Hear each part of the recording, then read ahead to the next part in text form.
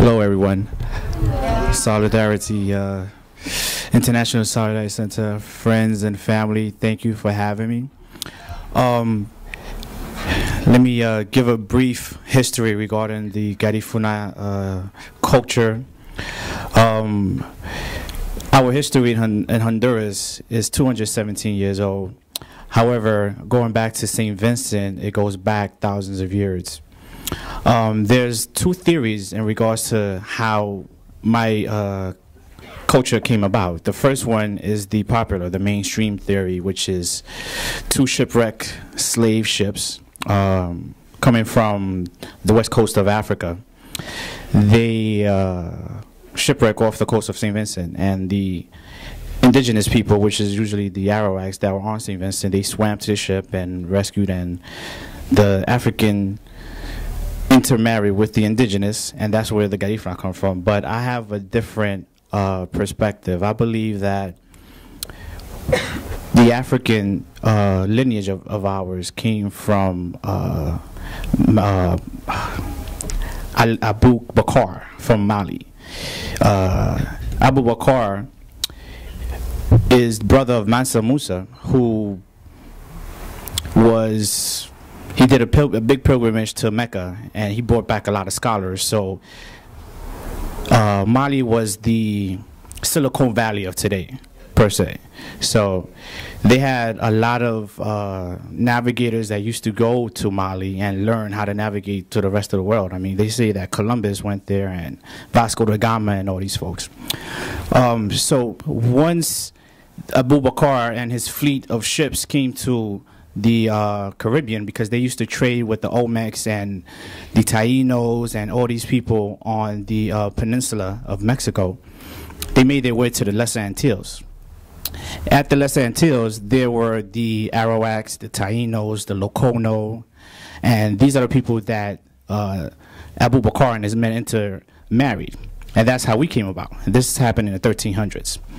So we remained on the island until 1797, in which we were exiled by the colonizers, which is the British Crown. And we were massacred, slaughtered. We were moved to an island off the coast of St. Vincent. We remained there for 7 months. And then we were transported to Roatan Bay Islands, Honduras. 2,024 people survived that exile, and I'm a descendant of that. Thank you. I could trace my lineage to Juan Ariola. He was part of that group that were exiled to Honduras, and they formed my Garifuna community of Santa Rosa de Aguan in 1800s. So once we get to Honduras, it was the Honduras government did not, we were basically treated like squatters, to say the least, in Honduras. We were there, I mean, we weren't allowed to attend school until from 1797 to 1950. My grandmother, she was the first one to get a higher education in Honduras from our community, and this was back in 1950, and she's still alive. She lives in Boston now. So, present day Garifuna community in Honduras, still the relationship with the government is still is not at a good place. I mean, we're being evicted from our ancestral territories, which is why we had a huge influx of Garifuna women come in August because of that. Someone told them from the government if they came to the United States that they would not get deported. And we know that's a lie, because once they get here, they get the ankle bracelets put on.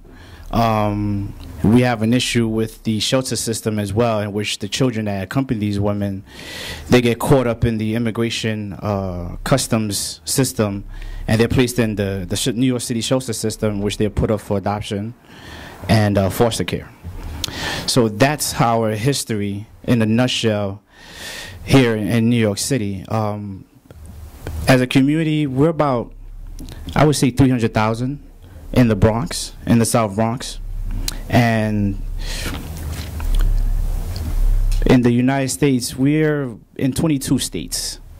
still separate. We really haven't organized ourselves like other communities have, and that's one of the issues that we're dealing with present day. I mean, my generation is, I would say, the 4th and 5th. My son would be the 6th and 7th.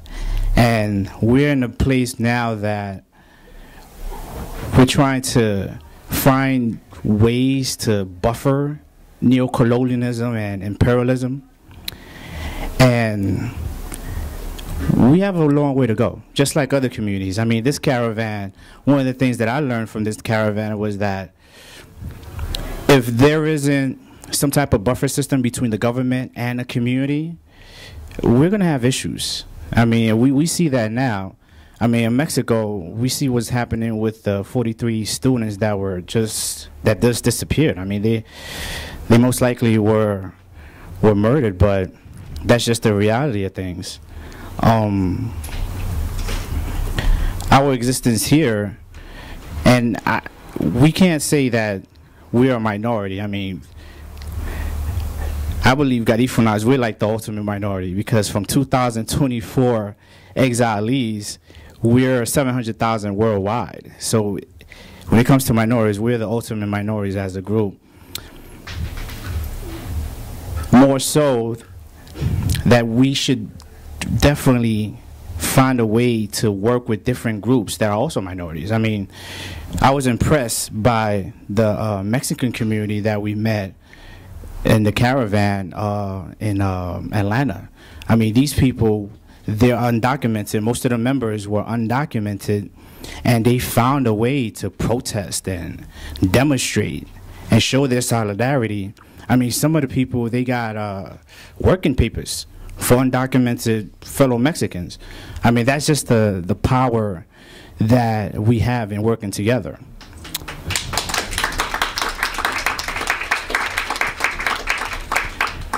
And I believe the movement, because I studied the movement of the 60s and 70s, the civil rights movement, La Raza movement, and I spoke to people from those two movements.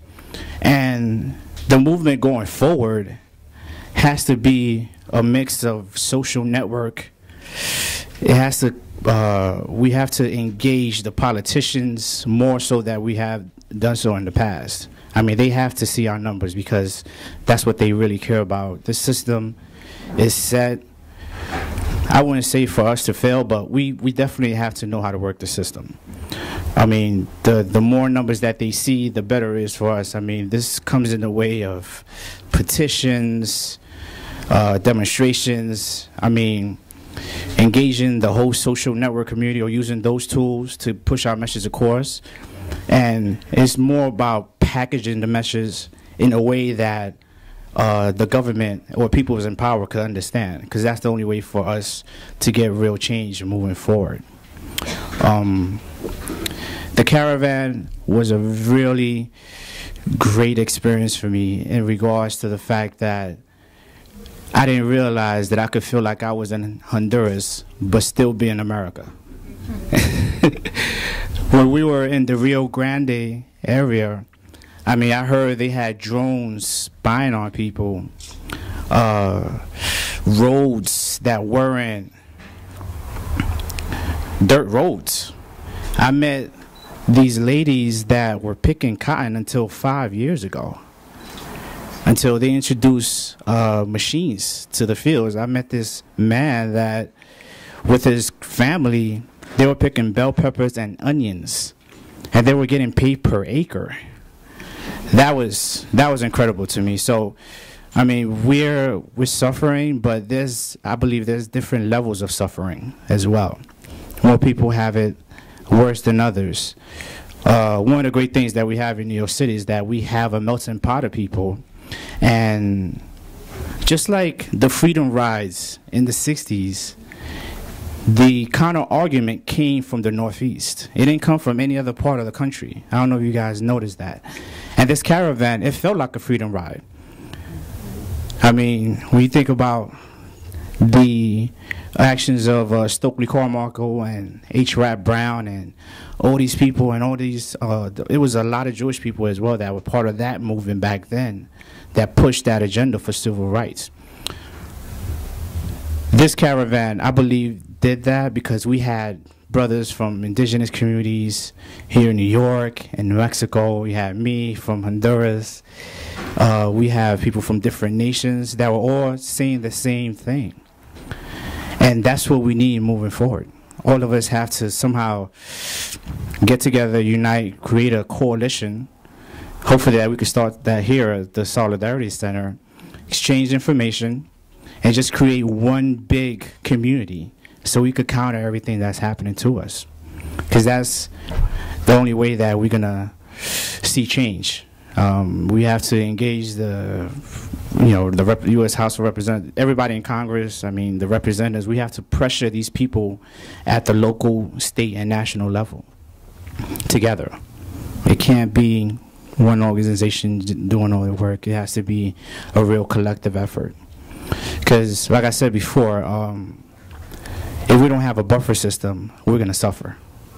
And we have been suffering. I mean, what's happening to the Garifuna woman is just, I don't know what to say about it. How am I doing my time, by the way? I don't want to go over my time. Oh, okay, 3. Thanks, Teresa. But yes, this caravan changed my perspective in a lot of the areas.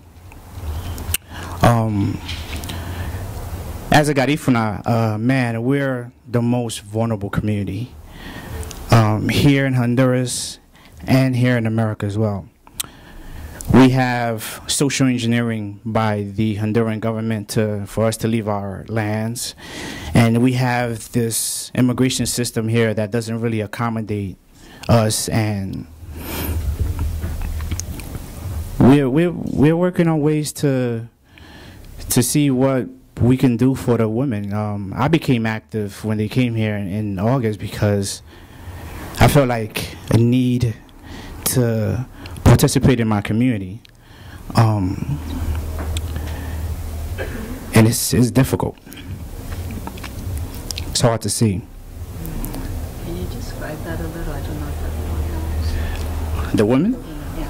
Oh yeah, the women, they're putting a strain on their immediate family.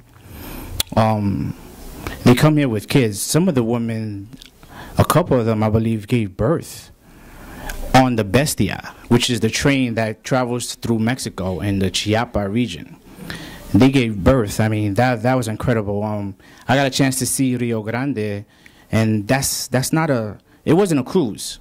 That trip was not a cruise. But we was at the Southern Texas I forget the name. Yeah, Southern Texas immigrant rights. We raised $1,000 so they could put water in these areas in Mexico, because most of the time the migrants that come over, they die of thirst. If they don't die of thirst, I noticed a lot of ranches in that Bajo Rio Grande Valley area, and some of the ranches actually killed the migrants because they usually spend the night there. And we were at the cemetery, and there were 53 people that were unidentified at the cemetery.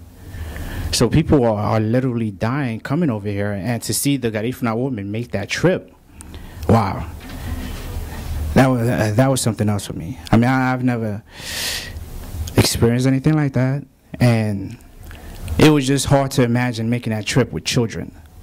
I could understand adults doing it, but children, that's something else. I found a new respect for them, and I'm gonna wrap up by saying that I have to reiterate: all of us are in this together, and we have to make it work somehow, else we're gonna continue suffering.